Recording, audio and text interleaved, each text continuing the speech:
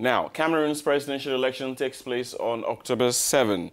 9 candidates will take part in the election, including Paul Biya, who is seeking to extend his 35 years in power. While the presidential campaign officially begins this Saturday, some fear the elections will be the most uncertain and dreaded presidential elections the country will witness. This is due to the anglophone crisis that's bedeviled the country over the past year. But there's something also new to this election, and I'll leave Hanan to tell us that. Hanan. Absolutely, Jerry. So what we need to remember is that this is the first time that social media networks are the subject of controversy in Cameroon's presidential election. In 2011, only a few candidates had used these platforms to share their programs and try to rally the public to their cause. Today, almost everyone has a team dedicated to social media. Among the main challenges to Paul Biya, the candidate of the Social Democratic Front, the SDF main opposition party, Joshua Ossi, has even gone to the extent of addressing Cameroonians on the internet. But then what are the challenges and consequences of the penetration of social media in political communication in Cameroon? We explore this issue with Julie Owono, Director of Internet Without Borders, speaking to us from France, Paris. Good morning, Julie Owono. The presidential campaigns begin on Saturday, and for the first time in Cameroon, social media networks are at the center of this presidential election scheduled for October the 7th. What does this mean? Pour nous, de notre point de vue, c'est forcément plutôt une bonne chose. Les réseaux sociaux sont des espaces. For us, from our point of view, this is rather a good thing. Social media networks are spaces that have for many years already allowed open, healthy debates to advance the management of public affairs and discussions around it in many countries of the world, especially in Africa. Moreover, this enthusiasm is not even surprising when we look back 7 years ago. The penetration rate was less than 5% of the internet penetration rate. Today, it is over 20% in Cameroon.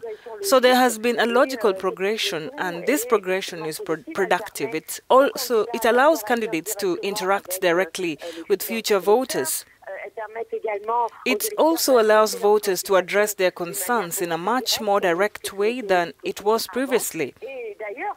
And besides, it even allows voters to even change the media coverage of this presidential election, since we saw several media houses ask questions on social media and make them topics for broadcasts or meetings with politicians.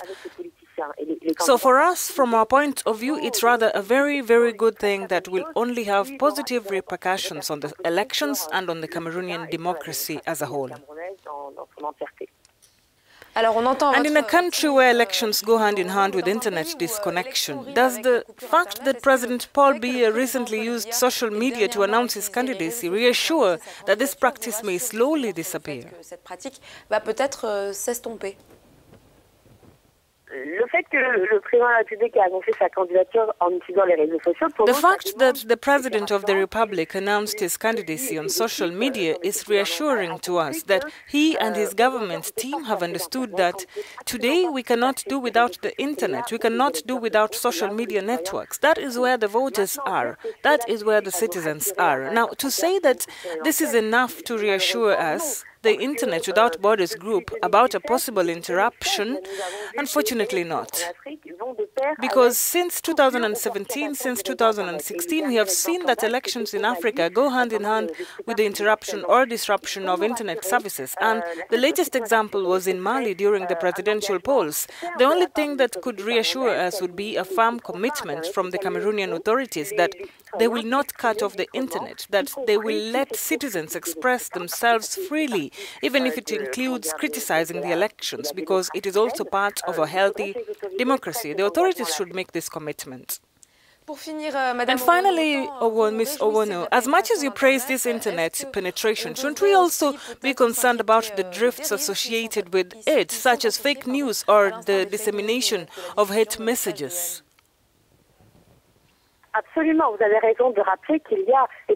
Absolutely, you're right to point out that there are indeed problems with the responsibility of comments on social media networks. There is a flow of misinformation, but also of speech that calls for violence or incites hatred. All these problems exist in Cameroon. What are the solutions? First of all, we must get closer to the people concerned, whether it is the civil society or the government, and vice versa. That is the first thing.